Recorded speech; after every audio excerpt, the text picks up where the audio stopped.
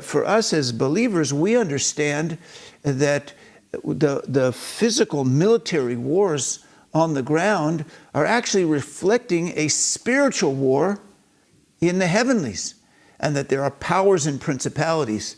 I was listening to what Putin said, and he said that the people coming into Ukraine were Nazis and drug addicts. Well, and that sounded crazy, but actually I studied and I read up a lot about what he had to say, that he actually has a very consistent worldview, which goes all the way back to more than 200 years, and he sees himself as following up the great empire of the czars of Russia, and that's how he sees the conflict. And I was thinking that really the Bible speaks of powers and principalities, the kings of the north, the kings of Persia, the kings of Greece, the kings of the south. And really what's being said sometimes in the news media is reflecting spiritual powers and principalities above. So we have to not just listen and hear what's happening in the news and hear right reports, wrong reports, but we have to have discernment of what's going on spiritually. And I say that for whatever side you may think is right, because this is not going to be the last war. We're going to see many, many wars and political disturbances. And what I want to do is give us a heavenly perspective. I'm not talking about being for one side or the other in this particular case. Although I say, actually the people of Israel feel much closer to the people of Ukraine. But I want us to see it in a spiritual way as we look, because also Ukraine in this case is right in the middle between Asia and Europe. And it's on the southern part where it has access to the waters. So it's a very strategic location.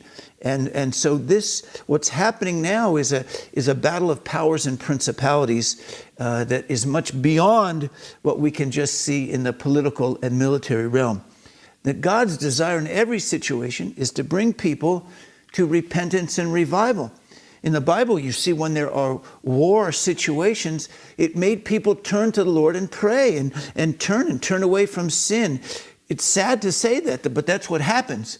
And we want to pray that during this time, both in Ukraine, Russia, Europe, around the world, in America, in China, that people are going to be turning, are going to be repenting. Their hearts are going to be touched.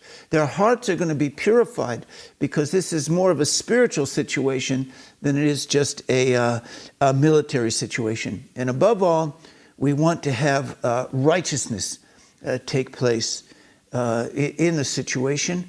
And in this, I want to say that we are actually looking for God to back the side that's right. In this war, in future wars, whatever happens, you may not be used to that and thinking that you can pray that God will intervene in a military situation, make it happen quicker, with less casualties, make righteousness and justice come forth.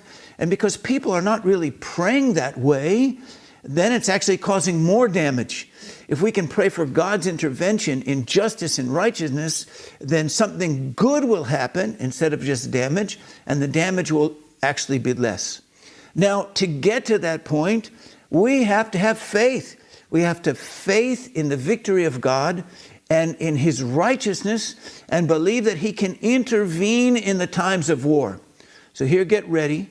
Now, I want to say this. I'm saying this in brokenness and in humility. I understand the pain of the situation, but I want to encourage for you and me as believers, as followers of Yeshua, of Jesus, we have to pray in faith.